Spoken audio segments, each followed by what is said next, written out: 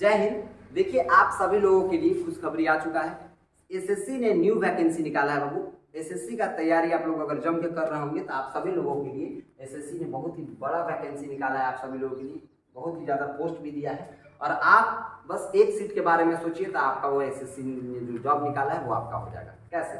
पहले हम लोग इसका पूरा प्रोसेस जानते हैं, कैसे अप्लाई कर सकते हैं, कितना पैसा लग रहा है, किसके लिए खुशखबरी है, किसके लिए दुख खबरी है, किसका पैसा कम लग रहा है, किसका पैसा ज़्यादा लग रहा है, इस चीज़ को हम लोग देखेंगे। देखिए यहाँ पर एसएससी स्टाफ सिलेक्शन कमीशन ने निकाला है यहाँ पर SSC multitasking non technical staff के लिए और हवलदार के लिए दो पोस्ट निकाले गए हैं, एक नॉन टेक्निकल स्टाफ और एक है हवलदार। नॉन टेक्निकल स्टाफ में कितना वैकेंसी, कितना पोस्ट दिया गया है, टोटल पोस्ट कितने हैं, हवलदार का कितना पोस्ट है, वो सारा मैं अभी सब आप लोगों को बताऊंगा। ये जो है सो सीबीआईसी, पूरा नाम इसका हम लोग देते हैं SSC staff selection commission, SSC multitasking non technical staff and havildar, CBIC and CBN examination 2023। ये सीबीआईसी सीबीएन क्या है, पहले इसको देखते हैं। तो हम लोग सीबीआईसी का फुल फॉर्म देखेंगे तो क्या है, central board of indirect taxes and customs, central board of indirect taxes and customs. दूसरा है CBN, central bureau of narcotics, central bureau of narcotics and CBIC, ये दोनों जो है सो मिनिस्ट्री ऑफ फाइनेंस के अंतर्गत आता है और ये जो है सो इस एग्जाम को कंडक्ट करवाता है। अब हम लोग आगे देखते हैं, ये जो है सो एसएससी के थ्रू ये दिया हुआ है सीबीआईसी और सीबीएन। अभी देखिए यहाँ पर महत्वपूर्ण दिनांक हम लोग देखेंगे कि कब तक आप अप्लाई कर सकते हैं, क्या क्या प्रोसेस है अप्लाई करने का, हर एक चीज को हम लोग अच्छे से देखेंगे। पहला यहाँ पर दिया हुआ है आवेदन प्रारंभ, यानी आवेदन एप्लीकेशन अप्लाई करने के लिए, अप्लाई ऑनलाइन करने के लिए आपका डेट क्या दिया हुआ है, यानी 30 जून 2023 तक आप अप्लाई करने का शुरुआती डेट है इसका, प्रारंभ आवेदन प्रारंभ होगा यहाँ से। अभी देखिए अभी जो है सो ये अप्लाई हो रहा है बाबू, अभी डेट इसका जो है सो फाइनल डेट कब तक है सो मैं बताता हूँ आप लोग।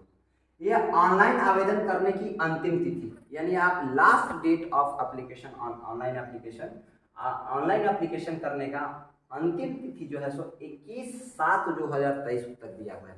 21/7/2023 कहने का मतलब ये हुआ कि 21 जुलाई 2023 तक आप अप्लाई कर सकते हैं। क्लियर?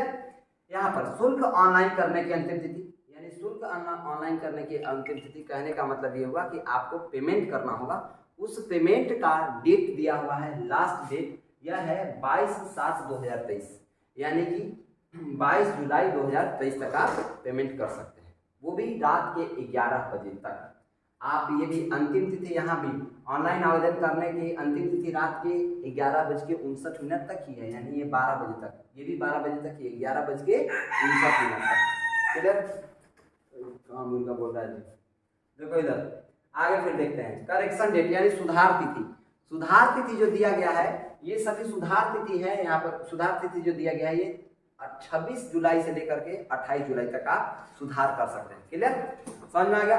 26 जुलाई से 28 जुलाई तक, 26 जुलाई से 28 जुलाई कहने का मतलब ये हुआ कि आप ये सब गलती भर थे, कहीं मान लीजिए गलती भर दिए थे, अगर गलती कहीं भर दिए थे तो इसमें जो है आप सुधार कर सकते हैं। समझ में आ रहा है ना? आप इसे क्या कर सकते हैं, सुधार कर सकते हैं। सुधार कर सकते हैं कोई भी गलती अगर फॉर्म में हो गया है, कि जैसे आधार नंबर कुछ गलत डाला गया है, किसी का नाम था कुछ और नाम डाला गया, XYZ तक ही था, वो डाल दिया फिर से ये गड़बड़ हो गया पूरा। इसके वजह से जो है सो यहाँ पर पूरा करेक्शन का भी डेट दिया गया है, यानी सुधार का तिथि भी दिया गया है। सुधार तिथि यहाँ 26 से 28 जुलाई तक दिया हुआ है। इसके बाद फिर आप देखिएगा तो ये टेस्ट, यानी आपका परीक्षा पर बात आता है, परीक्षा लेगा जब आप फॉर्म भर लीजिएगा तो परीक्षा देना होगा। परीक्षा में आपका सीबीटी परीक्षा तिथि पेपर, यानी सीबीटी पेपर 1 और सीबीटी पेपर 2। अब ये सीबीटी क्या है भाई, समझ में आ रहा है कि सीबीटी क्या कर रहा है? चलो देखो, यह जो सीबीटी पेपर है यहाँ पर सीबीटी परीक्षा तिथि पेपर, सीबीटी का मतलब ये होता है, फुल फॉर्म इसका होता है कंप्यूटर बेस्ड टेस्ट, यानी या ट्रेनिंग। कंप्यूटर बेस्ड ट्रेनिंग या टेस्ट का मतलब हुआ कि आपका जो भी ट्रेनिंग या टेस्ट करवाया जाएगा, जो भी टेस्ट होगा, ट्रेनिंग होगा, वो कंप्यूटर पर ही लिया जाएगा। समझना है ना? जो शब्द क्या लिया जाएगा, कंप्यूटर पर ही लिया जाएगा। अब कंप्यूटर पर लिया जाएगा तो आपको कंप्यूटर चलाना आना चाहिए, नहीं आएगा तो गड़बड़ हो जाएगा यहाँ पर। समझना है ना? इसलिए आप लोग प्रयास कीजिएगा, जितने भी लोग होंगे तब कंप्यूटर चलाना सीख जाएंगे। समझना है ना। कंप्यूटर चलाना, माउस कम से कम हिलाने आना चाहिए, ये नहीं कि गए और तैयारी करके पूरा गए और वहां जाने के बाद हो गया कि बस देख रहा था क्वेश्चन दिख रहा, सबमिट कैसे करना है। एक हमारे मित्र थे, वो किए क्या थे, एग्जाम देने गए, हमारे मित्र नहीं थे, हमारे मित्र के मित्र, ठीक है, समझा रहा ना, हमारे मित्र के मित्र थे, वो का क्या गया एग्जाम देने गया और वहां पर रहता है सबमिट करने का। आप एक क्वेश्चन बनाए, उसको आपको सबमिट करना पड़ेगा, उसको ड्राफ्ट में सेव करना पड़ता है, तब फाइनल आप सबमिट कर सकते हैं। और वो का किया, दूसरा सोचा कि एक ही बार में हम करेंगे, एक ही बार में सबमिट करेंगे, अभी खाली टिक करते चलते हैं, एक ही बार में करेंगे। उस समय वो ड्राफ्ट में सेव नहीं किया, लास्ट में उसका एक भी क्वेश्चन अटेम्प्ट नहीं मिला, पूरा का पूरा जीरो रह गया, समझ में आया कि नहीं, एक भी नहीं हुआ। तब उसमें क्या हो जाएगा, गड़बड़ी हो जाएगा। इसलिए आप लोग जब भी एग्जाम देने जब आप जाइएगा तो कंप्यूटर बेस्ड टेस्ट होगा, तो कंप्यूटर के बारे में आप जो है सो जान जाइएगा, समझ में आया ना, बढ़िया से सीख लीजिएगा माउस घुमाने, उसके बाद आप एग्जाम दे सकते हैं।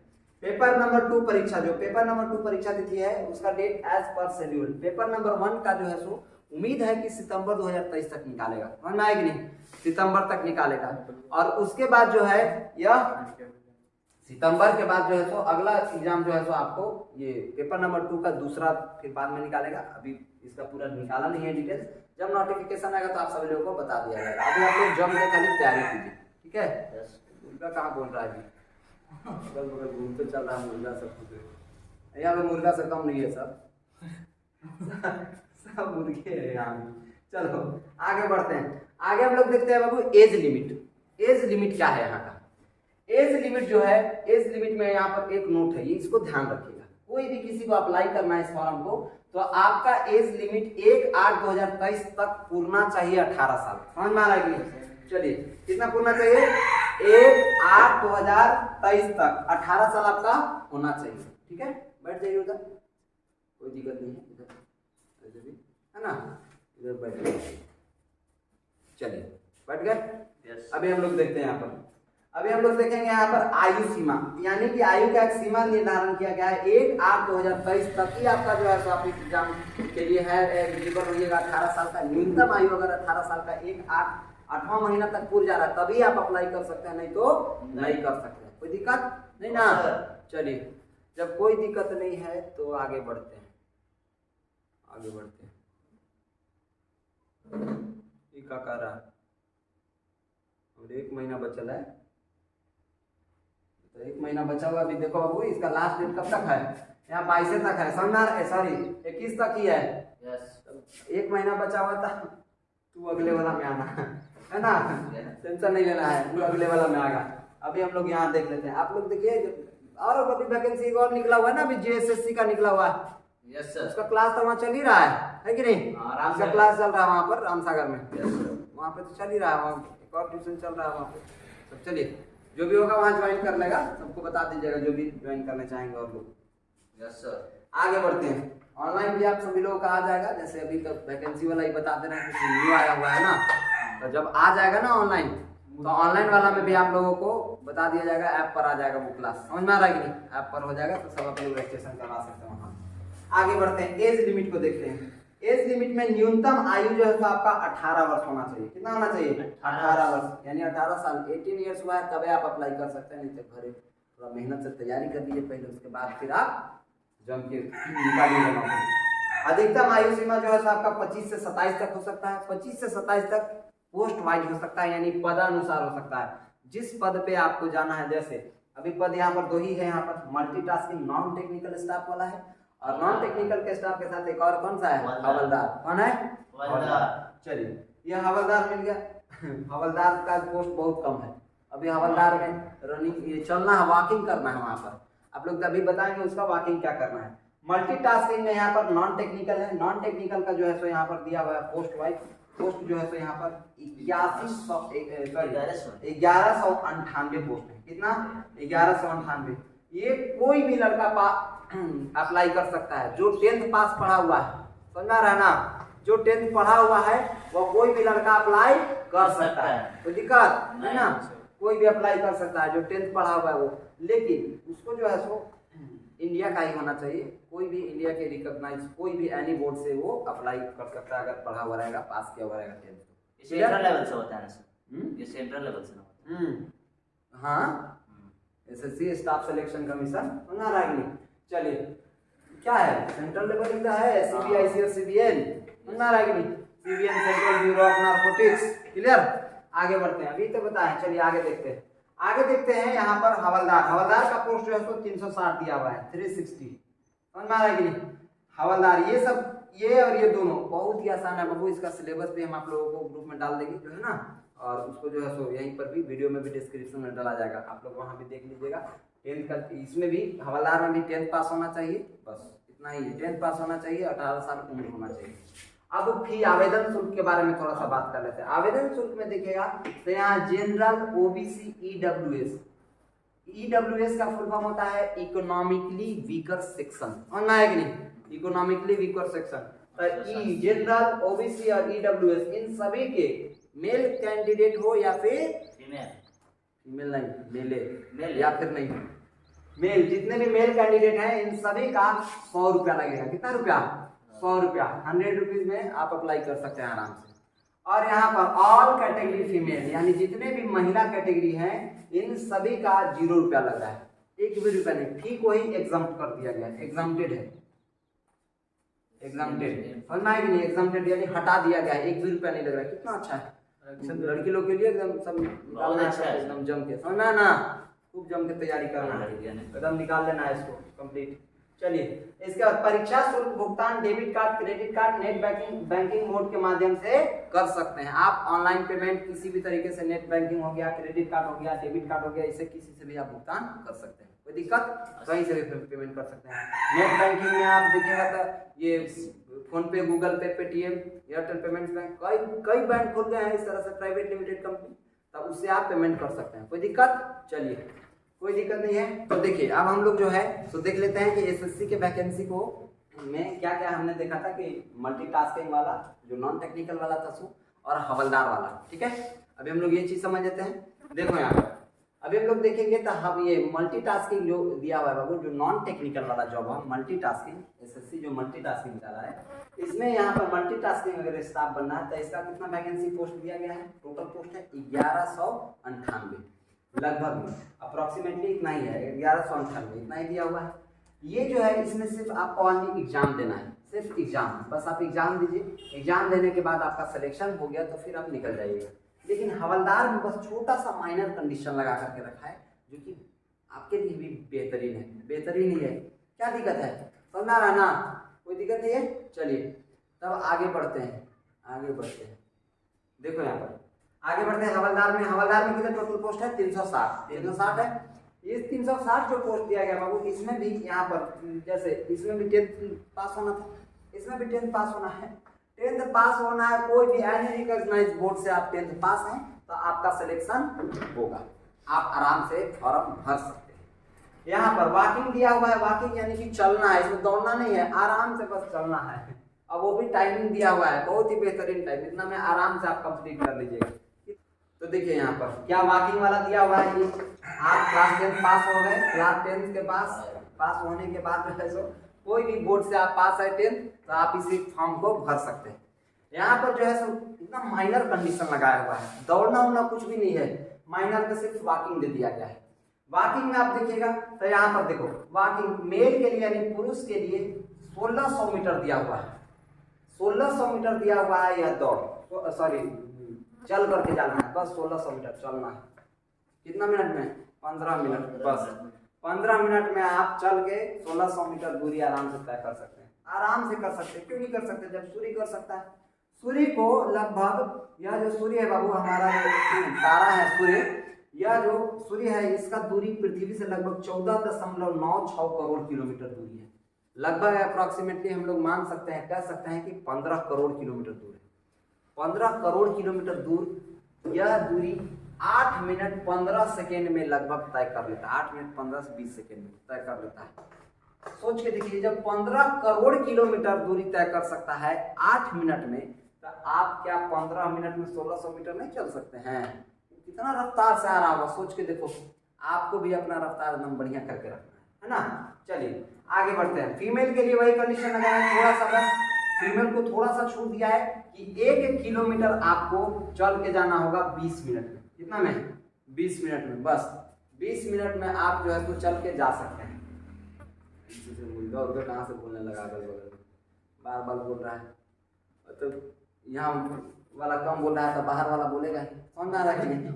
यहाँ जो मुर्गा है उन लोग अभी शांत बैठा हुआ है, शांत है, क्लास में है, तो उधर बाहर वाला तब तक बोल रहा है, क्योंकि है ना। चलो आगे बढ़ते हैं, देखते हैं यहाँ पर हाइट बोले तो कितना बड़ा है, समझ आएगी नहीं, कितना लंबा है। क्लियर? अभी हम लोग देखते हैं लंबा में कितना ज्यादा है। अभी हम लोग देखेंगे यहाँ पर हाइट। तो मेल यानी पुरुष का हाइट जो है तो 157.5 यानी 157 होना चाहिए। 157.5 सेंटीमीटर रहेगा तो आपका आराम से आप अप्लाई कर सकते हैं। नाप करके देख लीजिएगा, है ना, नपवा करके देख लीजिएगा। पाइप रहेगा आराम से, सॉरी वो फीता रहता है ना, टेप इंची टेप ना देना उससे। चलो इसके बाद क्या है, फीमेल।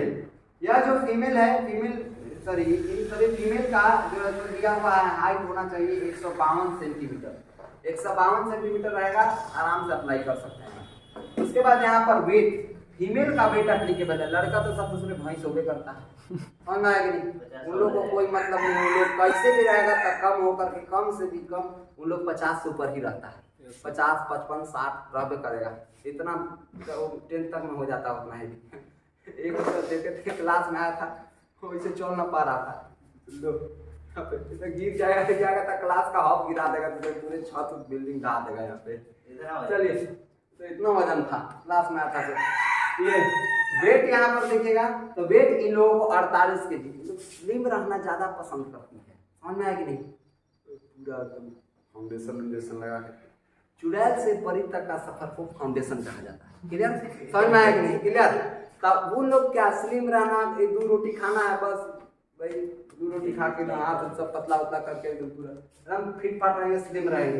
यहाँ पर वजन भी कम करके रखता है, क्योंकि उन लोगों का बॉडी जो है सो थोड़ा सा, हम लोग क्या है, हम लोग 60-70 के जी, 70 के जी तक, हमरे सामने अगर 70 के जी की कोई महिला आ जाए तो हमारे बराबर 2 लड़का दिखेगा, तब उनके बराबर दिख सकता है। समझ में आया कि नहीं? क्लियर? क्योंकि उन लोगों का जो शरीर होता है फलदार होता है, पूरा थोड़ा, है ना, थोड़ा सा हेल्दी होता है। वो क्यों होता है, बायोलॉजी का क्लास में बताएंगे। आगे यहाँ देखिए, वेट इन लोगों का 48 के जी होना चाहिए। इन लोगों को जो है सो, और गर्ल्स लोगों को भी 2 kg का छूट मिला है बाबू। कितना केजी? 2 kg का। वो भी यहाँ के लोगों का नहीं, ये सब कंडीशन लगा दिया है। 2 kg relaxable in case of 2 kg weight relaxable in case of Garhwalis, Assamese, Assam तरफ के, समझ में आ रहा है कि नहीं? गोरखा जो है सो कमांडो, गोरखा कमांडो आप लोग सुने भी होंगे, हाइट में थोड़ा सा छोटे होते हैं, और सॉरी वेट में उन लोग जो है सो गर्ल्स लोग थोड़ा सा, उन लोग को छूट मिला वहाँ पर। ये और मेंबर ऑफ शेड्यूल्ड ट्राइब्स यानी एसटी को भी छूट मिला है। एसटी यानी अनुसूचित जनजाति। क्लियर है ना? आगे बढ़ते हैं। मेल का जो है सो चेस्ट मेल यानी मेल का चेस्ट जो है सो यानी छाती जो है सो लगभग में 81 से 86 सेंटीमीटर तक होना चाहिए, तब जाकर के फुला तो एकदम निकलना चाहिए। समझ में आया कि नहीं? क्लियर? चलिए सर, हम जोर से फुला दो।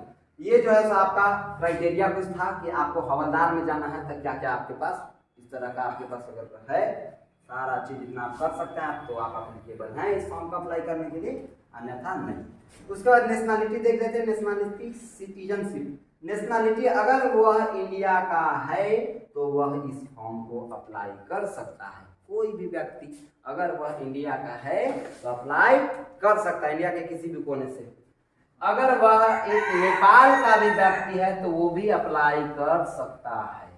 अगर वह भूटान का भी है तो वो भी अप्लाई कर सकता है। लेकिन ये सभी पर भी कंडीशन लगा हुआ है कि अगर ये सभी माइग्रेटेड रहेंगे यानी प्रताड़ित रहेंगे उस देश से, और वे सभी लोग भारत में ला करके परमानेंटली बस गए हैं, तब ही जाकर के वो सभी अप्लाई कर सकते हैं, अन्यथा नहीं। जैसे migrated from Pakistan, Burma, Sri Lanka और कई देश हैं, उधर जितने भी देश हैं उन सभी के आप मेंबर्स लोग जो वहाँ के व्यक्ति अप्लाई कर सकते हैं, अगर वह भारत में रह रहे हैं परमानेंटली लगभग 7 से 10 साल से पहले से तब। क्लियर? चलिए, तो आज हमने ये पूरा डिस्कस कर लिया। आई होप आप सभी लोगों को ये वीडियो समझ में आया होगा। आज हम लोग यहीं तक रखेंगे, मिलेंगे फिर नेक्स्ट क्लास में। जय हिंद।